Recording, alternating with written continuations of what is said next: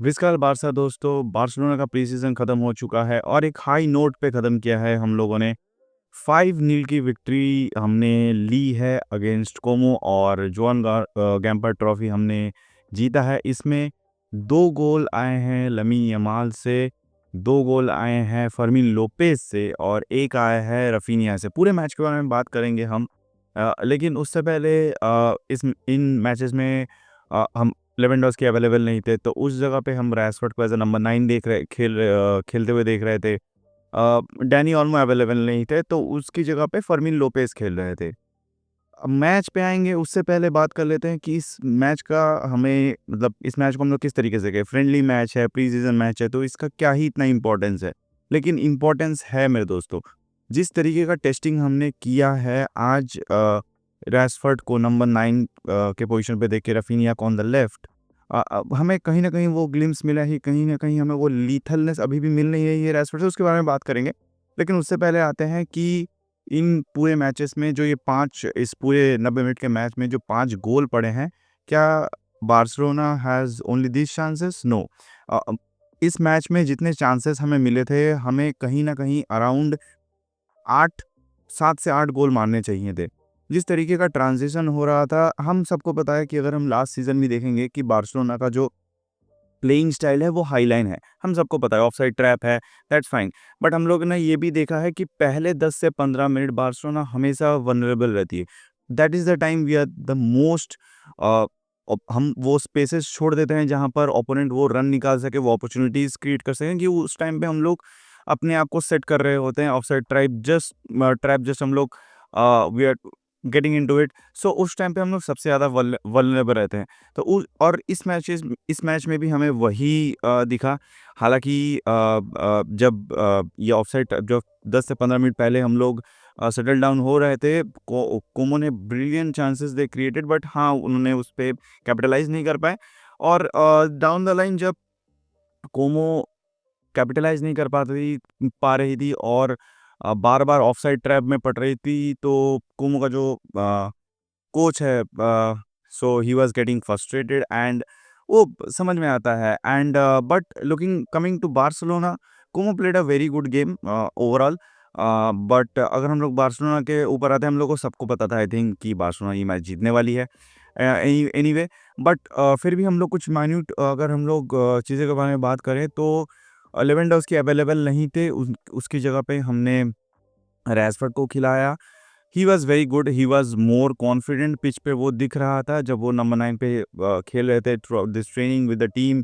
He is gelling up well, वो दिख रहा था उनमें और उसमें दिख रहा था। और उसने बहुत सारे ऐसे चांसेस, एक चांस उसने क्लियर मिस कर दिया और जिस तरीके का सेटअप लमीन यमाल ने किया था, और वो एक ओपन गोल था जो रैशफोर्ड ने मिस कर दिया। आई डोंट नो, अगर हम लोग लास्ट सीज़न भी देखेंगे, बार्सिलोना का सबसे ज़्यादा जो प्रॉब्लमैटिक था कि हम लोग बंडल्स में चांसेस क्रिएट करते हैं, लेकिन हम लोग उस पे कन्वर्ट नहीं कर पाते। Most of the chances we can not convert it. हमारे पास वो लीथलनेस नहीं था लास्ट सीज़न भी, और कहीं न कहीं वो इश्यू अभी भी दिख रही है। लेट्स सी कि हम लोग इस पे क्या कर सकते हैं। अगर मेरा टेक लेंगे जिस तरीके का फॉर्मेशन था इस मैच में, I would rather see Rafinha as number 9 and right wing में लमीन यमाल और लेफ्ट विंग में Rashford. That would I go at this point of time अगर लेवेंडोव्स्की अवेलेबल नहीं है, क्योंकि centrally Raphinha is more lethal than I think than Rashford. इस match में अगर हम लोग अब बात करते हैं रफीनिया के बारे में, he scored a goal and boy what a goal यार। रफीनिया हैज़ बीन, वो उसी फॉर्म में है लास्ट सीजन से, वो अपना फॉर्म कैरी आउट कर रहा है। ही हैज़ बीन एक्सेप्शनल इस मैच में भी।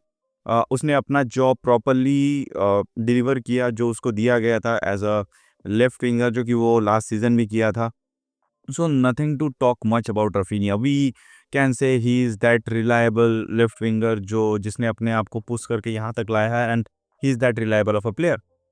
हम बात करते हैं, हम लमीन यमाल की 18 साल का है हमारा राइट विंगर लमीन यमाल, जिस पे and he has become a very important player for Barcelona. अगर हम लोग उसके आज के मैच के बारे में बात करें, गैम्पर के मैच के बारे में, वो टेक ऑन्स ले रहा था, वो ले रहा था। और जिस तरीके का गेम प्ले है लमीन यमाल का, सबसे ज़्यादा इम्पोर्टेंट जो है कि वो ज़्यादा मैच्योर दिख रहा था इस मैच में।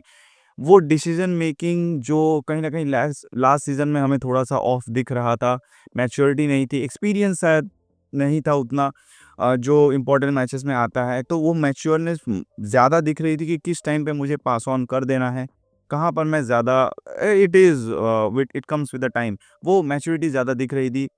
Lamine Yamal he has been always there उसे वो टेक ऑन्स लेना डिफेंडर्स के साथ उसे पसंद आता है और उसने इस मैच में भी वही किया। He was more into taking वो टेक ऑन्स ले रहा था, he was creating those extraordinary chances, दो चांसेस जो राशफोर्ड को दिया। हालाँकि उसने एक ओपन गोल मिस किया, बट जिस तरीके का सेटअप था, जिस तरीके से उसने डिफेंडर्स को बीट करके बॉल पास ऑन किया रैशफोर्ड को और रैशफोर्ड ने हालाँकि उसने बहुत अच्छी तरीके से अपना स्किल दिखा के गोलकीपर को लेफ्ट बॉल को लेफ्ट में ले जाके उसको बीट किया, but he missed an open chance and everyone was as I told you everyone was like what? What? How could he miss that? It was just मैं वो पूरा ओपन गोल था।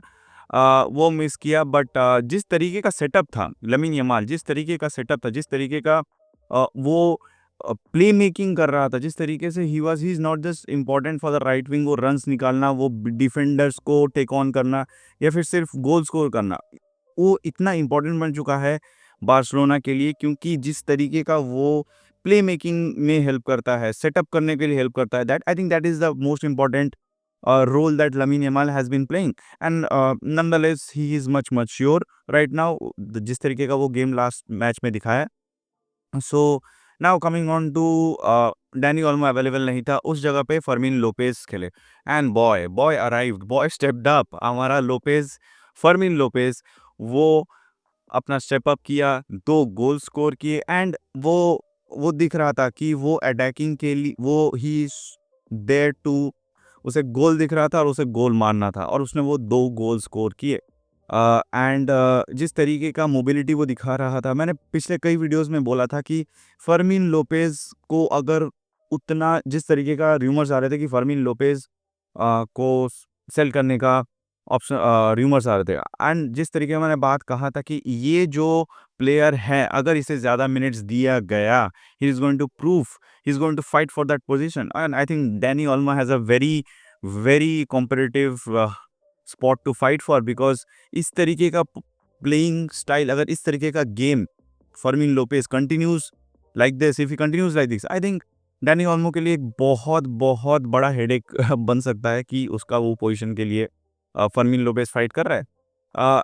मार्क, अगर हम मिडफील्ड पे आए तो मिडफील्ड पे ही थे बट मिडफील्ड पे आए तो पेड्री, फ्रैंकी डी उनके बारे में बात नहीं कर रहे, दे आर ऑलरेडी डिलीवरिंग। मैंने बार-बार वीडियो में कहा है कि ये कुछ-कुछ प्लेयर्स ऐसे हैं जो रिलायबल हैं, जिन पे हम लोग बोल सकते हैं कि हाँ भाई, इन पे बात करने की ज़रूरत नहीं है। Their game is just to watch, they were as exceptional that they have been throughout the seasons in and out. So Pedri और Frenkie de they have been doing that only. Casado इस match में हमें दिखे, so he has been good. वो अपना जो defensive half में जो प्रोग्रेशन, जिस तरीके से वो बॉल रोकना, जिस तरीके का वो करता है, वो he has been doing that only and he did a good job. Defensively अगर हम लोग बात करें तो Inigo Martinez, we all know he has left Barcelona, तो उस जगह पे हमें अराहो दिखे।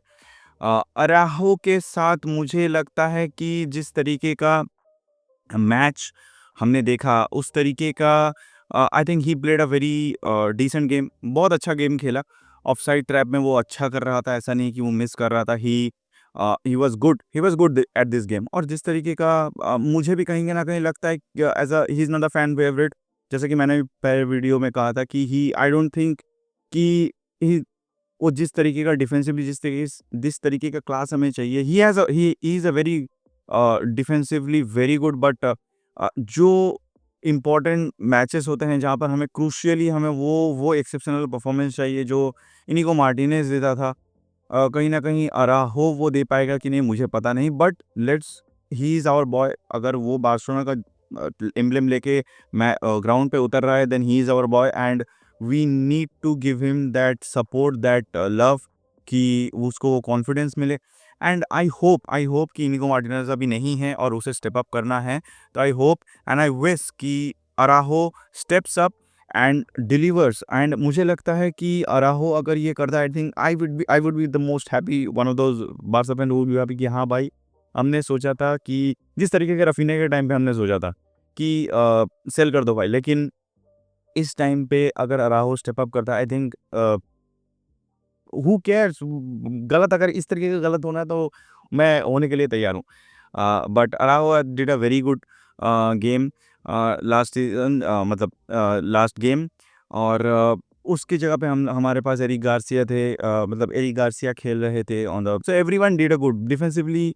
अराहो he has to everyone to talk about, because last season अगर डिफेंसिव लाइन में कोई चेंज है, so it is Araujo, because Inigo Martinez नहीं है अभी। So overall this team looks very very good, और इसमें कोई प्रॉब्लम नहीं है कि अराहो खेल रहा है या फिर चेंजेस आ रहे हैं। And at the end of the day, if Hansi Flick is trusting on these players, so I think we as a fan should trust on Hansi Flick's trust, because last season जिस तरीके का match था Barcelona, उससे उठा के अ, अगर कोई 3 trophies ला सकता है आपके लिए, so I think we should trust him, we should trust the process. But this is not about the board, as I told you in last videos also, कि ये बोर्ड के बारे में नहीं है। Board is completely different year, players are exceptional, वो हमें पता है, द कोच इज़ एक्सेप्शनल, वो हमें पता है, लेकिन people are not talking about the board that we are having right now, and mainly it is about Deco. I don't think he is the right person to even to be there as a sporting director. अगर मैं बात करूं कि हमें अगर कोई last season, अगर मुझे अगर कोई सवाल पूछे कि who is the man who stopped you from being another, देखो मैं किसी क्लब को छोटा नहीं कर रहा हूँ, बड़ा नहीं कर रहा हूँ, बट अगर कोई हमें बोले कि अगर आप मैनचेस्टर यूनाइटेड या फिर एसी मिलान होने से आपको किसने रोक लिया, who saved you, I think that would be Hansi Flick and Robert Lewandowski. जिस तरीके का जिस टाइम पे ये दो बंदे आए हैं, ये एक कोच और ये जो प्लेयर जो नंबर 9 का होके आया है, द सेवियर, हमें लेवेंडोव्स्की का इंपॉर्टेंस अभी पता नहीं चल रहा है, जिस लेवल का गेम वो खेलता है। I think we love that guy, और लगता है हाँ he scores goals, but overall जिस टाइम पे वो आया, जिस सिचुएशन से उसने हमें सेव किया है, I think no one really gives him the credit for what he is doing for this club. Number 9 का पोजीशन इतना इजी नहीं है भाई, और जिस तरीके का game Lewandowski day in day out देता है, and उस टाइम पे दिया है जिस टाइम पे इस क्लब में कोई आना नहीं चाहता था।